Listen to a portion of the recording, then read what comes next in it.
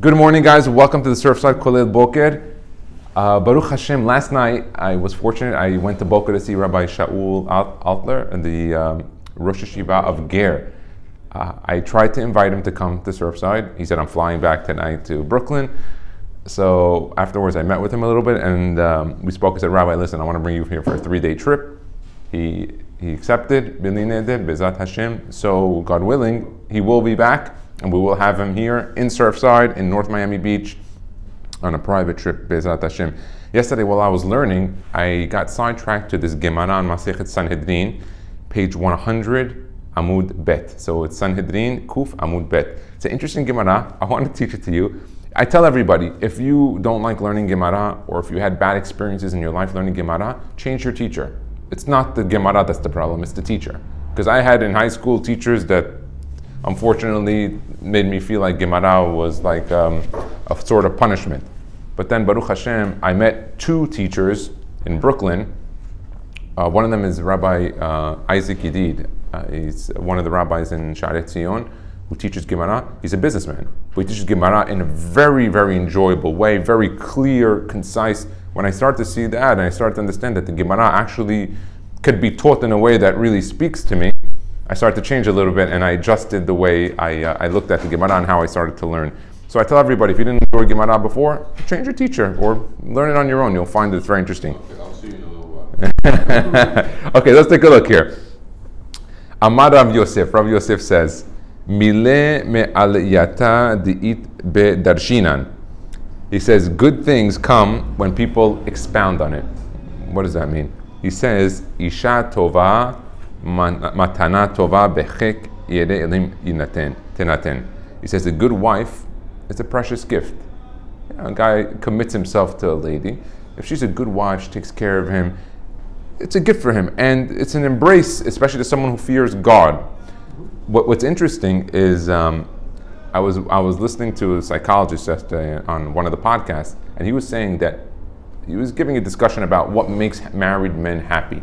Like, what does a woman have to do to make a man happy? And he had an interesting chokhmah. He said, you'd be very surprised. He goes, if you just have dinner prepared when the husband comes home, and when the kids come home, they just run up to the husband, to the dad, give him a hug, give him a kiss, and the wife says, good evening, my love, or whatever. If he has just that, 90% of his issues will be resolved. Because most people, when they don't have those things of their kids coming to hug them when they come home, or their wife embracing them when they're home, or having dinner ready, things start to break apart. And so he had an interesting point on it. So he's saying here, Isha tova, matana tova. It's a good gift. Some people, they're fortunate, they prayed, and they got a good wife. Isha ra'a, a bad wife, tzarat lebala. It's like leprosy. Leprosy, meaning it's always itching, it's always boils, it's always visible. Lo aleinu Hashem yatzilenu. Mai takante. What do you got to do to fix this problem? All right, Gemara tells you got to shena mi beto v'yitrape misato. Get rid of her from the house, and your sarat will go away. Unfortunately, the Gemara says that there are situations where a person might have to divorce his wife if it doesn't work. Obviously, we don't recommend that when you go through the process of. But there's some situations where the Gemara is telling you it might not work. Okay, let's continue. Isha yafa ashre ba'ala. A beautiful wife, good-looking wife, yafa. Now, I'm sure yafa here does not only mean beautiful in physical ways, but let's just for the sake of this, we'll say physical and midot.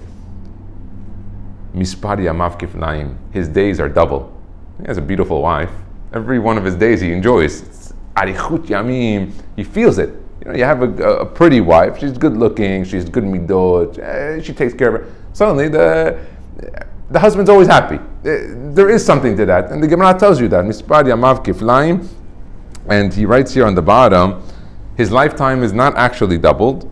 Rather, he gets pleasure from what he sees living with her, and it makes it better. And then Rashi brings this down. Let's look at Ha'alim enecha me'eshet hen pen tilached bimsuda. He says, take your eyes away from women that are charming, because you don't want to get stuck into her trap. Okay? You have to be careful of women that have that extra charm. Just be careful from that. Now, what he says here in the Maharsha is that she might have charm, but no beauty. So she's a charming lady, but she's not in any way attractive. But even though, you have to stay away from that. Why? Because you might say, I'm not attracted to her, who cares? Yeah, but that extra charm over the course of time is gonna make a hole, and suddenly you reel the guy in, and suddenly, whoop, you gave it. The relationship came. You know, every day seeing her, hi, good morning, good evening. I remember when we saw Rabbi Kushner in NMB Kollel, he stated that if you are a married man, you should not call another lady or married woman by her first name. You should call her Mrs. Don't call her by, because right away when you start calling her by her first name, you get that little extra thing. You know, hi, hey Sandy, how are you? Hey, what's going on? I say, Mrs. Cohen.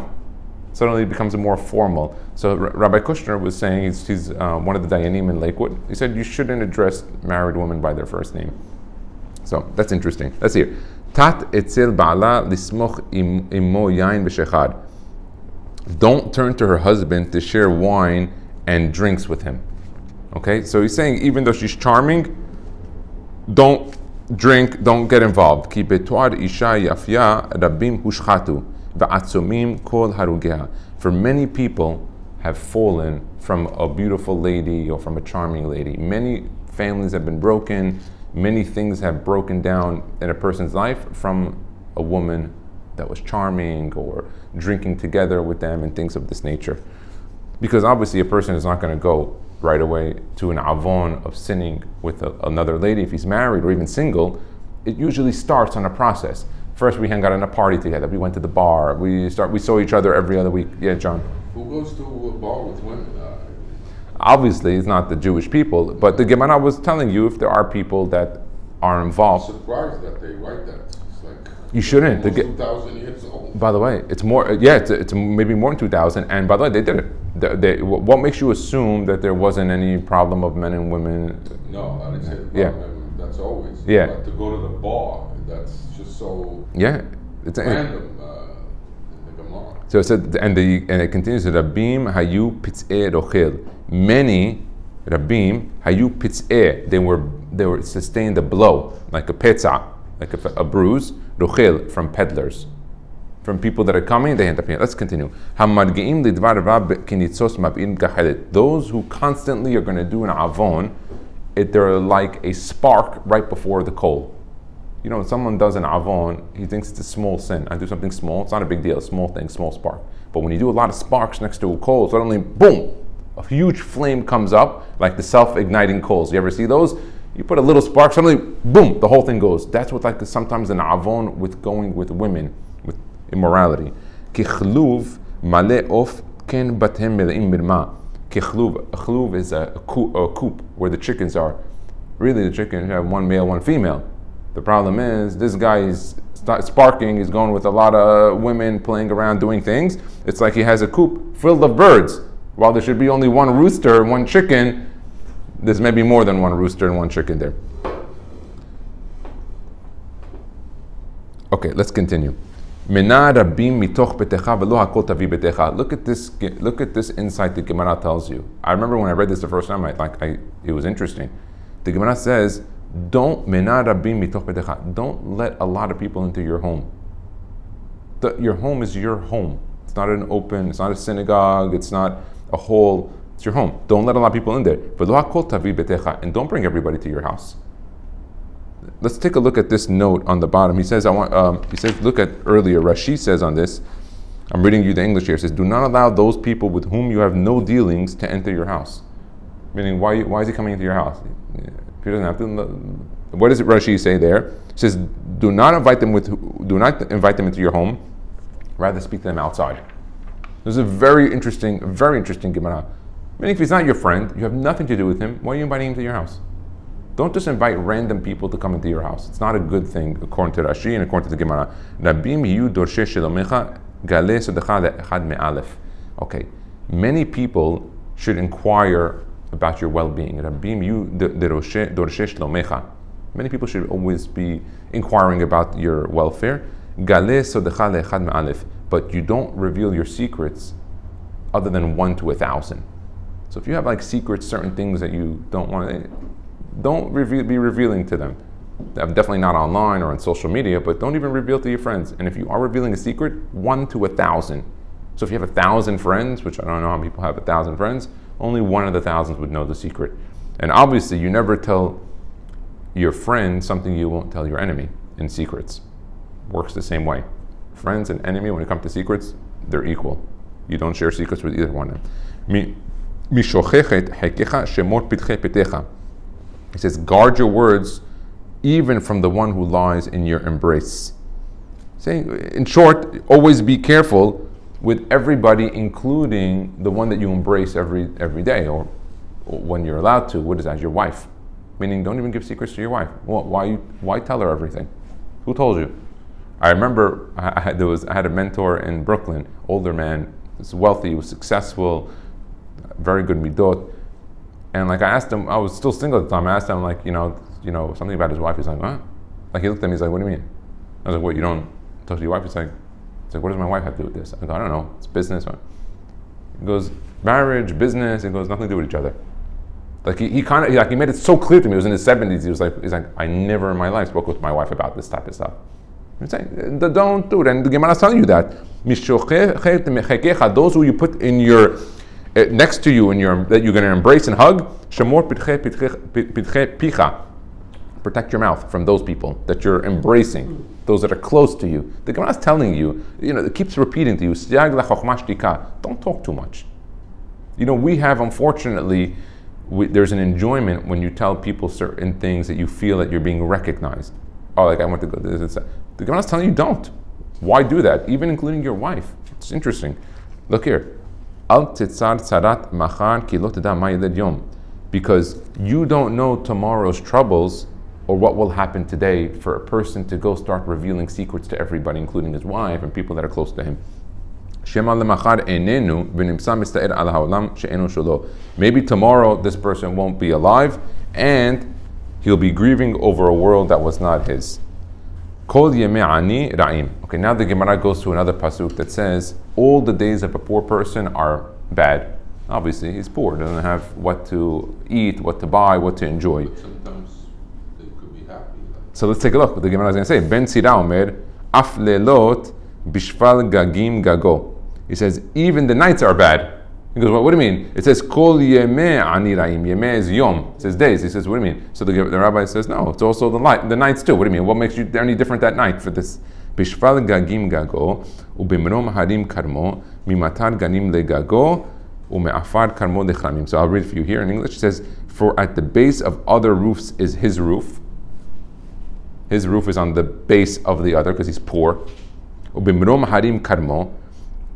And the height of mountains is his vineyard. Let's see what he says here on this. He says the more expensive plots for vineyards are located in the valley, and he can't afford to buy one. So what does he do? His vineyard is in the mountains because all the good properties are below, where I guess on the bottom of the valley, the mountains where the rain falls. I guess it falls onto the bottom from the mountain, and it's better weather, so it's better for growing in the. And he says, Mimetar gagim legago. And he goes, the other roof's water comes onto his roof. He doesn't have the fresh water that comes down because he's on a lower pitch. His roof, ume'afar karmo lechramim. And the soil of his vineyard is blown onto vineyards below. What does that mean? Because he's on the top of the mountain. So all the time when the wind's going, now what's the problem with that?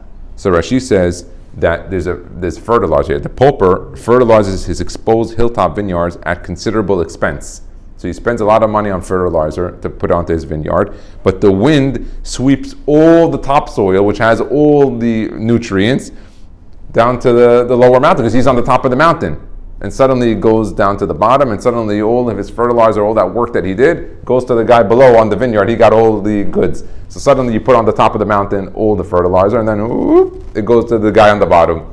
And so meaning this guy, all of his life, during the day, during the night, during business, he's always having challenges. But why is the Gemara telling me this? So let's take a look at this. It says, Amar Rabbi Zera Amar Rav. My dichtiv, what does it mean, kol yemei ani ra'im, that all the days of a poor man are bad? Elu ba'ale Talmud. These are the masters of the Talmud. What do you mean? All their days are bad, and these are the masters of the Talmud.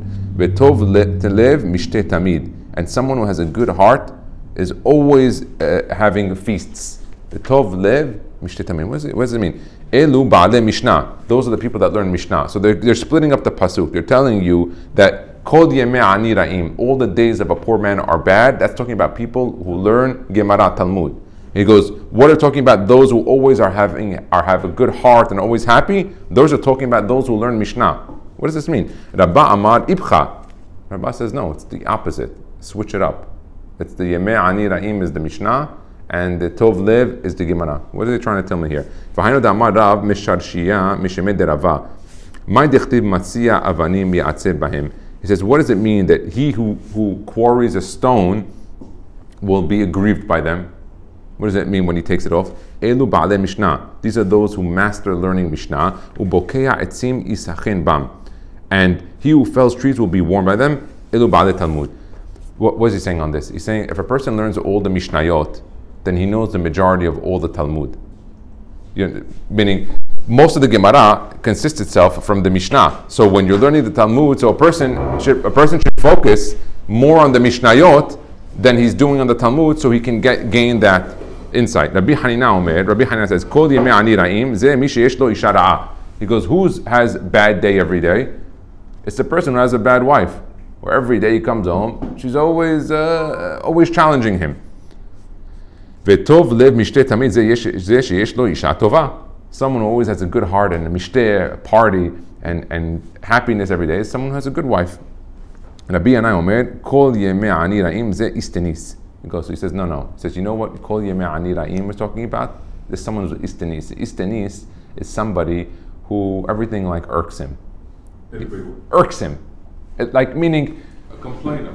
It's not even, he's not even a complainer. Like, you know what I mean? Like, oh, my chair is not perfect in the same thing, or the vent is right there, or like everything. You know those guys who like everything has to be like so set perfect, or otherwise like they can't be comfortable. It's called the istenis. That's what they call them. It's in time of the Gemara that you should know. I'm sorry, I have to go. Yeah, you gotta go. My wife has. Baruch Adonai Le'olam Amen. You can get going, but we'll continue. Kol yemei ani ra'im ze istenis v'tov lev mishteh tamid ze sheda'ato yafeh. He goes, this is talking about someone who is very patient. All of the time, he takes patience with everybody. Rabbi Yohanan Amar, Kol yemei ani ra'im ze rahamani v'tov lev mishteh ze achsari. So he tells you, who are the days of Kol yemei ani ra'im? He says, this is somebody who is a merciful person. All of his days are bad. Why is that true on someone who's merciful? Because he has a lot of mercy on people. And so by having a lot of mercy on people, his heart feels other people's pains. Yeah. By feeling other people's pains, every single one of his days he feels that pain. V'tov lev mishteh tamid ze achzari.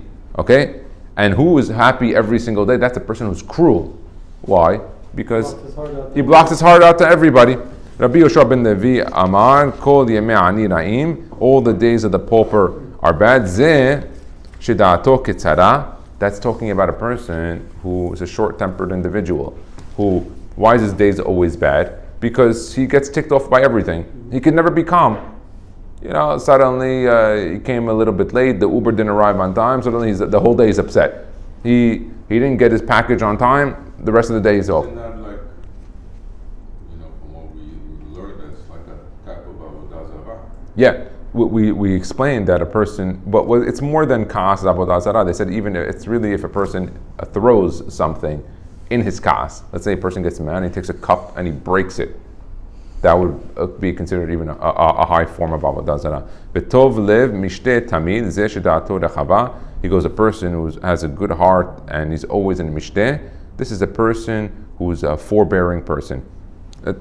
Okay. Let's read one more part. V'amar Rabbi Yoshua ben Levi, Kol yemei ani ra'im, all the days of a poor person are bad. V'ha'ika shabbatot v'yamim tovim. He goes, but what about shabbatot yamim tovim? Kedishmuel da'amar shemuel shinui v'eset tehilat holi me'ayim.